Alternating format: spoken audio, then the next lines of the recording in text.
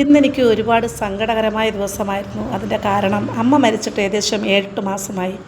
ഞാൻ കുറച്ച് അസ്ഥി ഒരു ചെറിയ മൺകുടത്തിൽ സൂക്ഷിച്ച് ട്രിവാൻഡ്രത്ത് നിന്ന് ആലുവയിൽ കൊണ്ടുവന്ന് ഞാനിരിക്കുന്ന റൂമിൽ ഭദ്രമായി സൂക്ഷിക്കുകയായിരുന്നു. അതെൻ്റെ ബുദ്ധിശൂന്യത ആയിരിക്കാം, പക്ഷേ എനിക്കത് ഒഴുക്കിക്കളയാൻ ആഗ്രഹമില്ലായിരുന്നു. എല്ലാവരും കാരണവന്മാരെന്നെ വഴക്ക് പറഞ്ഞു എങ്കിലും ഞാനത് സൂക്ഷിക്കുകയായിരുന്നു. എനിക്ക് വാരണാസി പോകണം, അവിടെ ഒഴുക്കണം, അവിടെ ബലിയിടണം എന്നൊക്കെ ഒരാഗ്രഹമായിരുന്നു.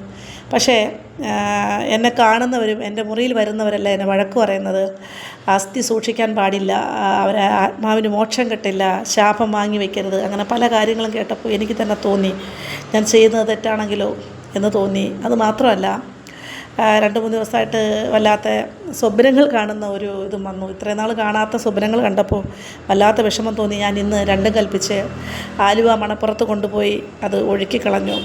അപ്പോൾ ഞാൻ കണ്ടതിൽ വെച്ച് നമ്മുടെ തിരുവനന്തപുരം പരശുരാമ ക്ഷേത്രവും അതുപോലെ തന്നെ ആലുവ മണപ്പുറത്തും എല്ലാ ദിവസവും ബലിയർപ്പണം നടക്കുന്നുണ്ട്. ഒരു ദിവസം പോലും അതിന് മുടക്കം വന്നിട്ടില്ല എന്ന് തന്നെ പറയണം.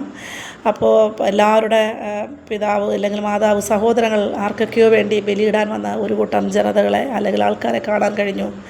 ഇതെല്ലാം സാക്ഷ്യം വഹിച്ചുകൊണ്ട് ആ സൂര്യൻ ഉദിച്ച് നമ്മുടെ പെരിയാറിനെ തഴുകുന്നതും അതുപോലെ തന്നെ മൃഗങ്ങൾക്ക് ഈ വെയിലത്ത് വെള്ളം കുടിക്കുവാനും അവർക്ക് സന്തോഷിക്കുവാൻ, അവരുടെ ദാഹം അകറ്റുവാൻ തക്കവണ്ണം പെരിയാർ ഇങ്ങനെ ഒഴുകുന്നതും അതുപോലെ തന്നെ നായ്ക്കുട്ടികൾ പരസ്പരം സ്നേഹവാത്സല്യം കാണിച്ച് കടിപിടി കൂടുന്നതും കണ്ടപ്പോൾ എനിക്ക് കൗതുകവും അതുപോലെ തന്നെ വിഷമവും തോന്നി. നമ്മളെല്ലാവരും നമ്മൾ ജീവിച്ചിരിക്കുമ്പോൾ നമ്മുടെ മാതാപിതാക്കളെ ആവട്ടെ ബന്ധുക്കളെ അവിടെയൊക്കെ നമ്മൾ കാട്ടിക്കൂട്ടുന്ന ഓരോ കാര്യങ്ങൾ ഓർമ്മയിൽ വന്നു. പക്ഷേ നഷ്ടങ്ങൾ എന്നും നമുക്ക് നഷ്ടം തന്നെയാണ്. അതൊരിക്കലും നമുക്ക് നികത്താൻ പറ്റാത്തതാണെന്ന് വീണ്ടും ഒരിക്കൽ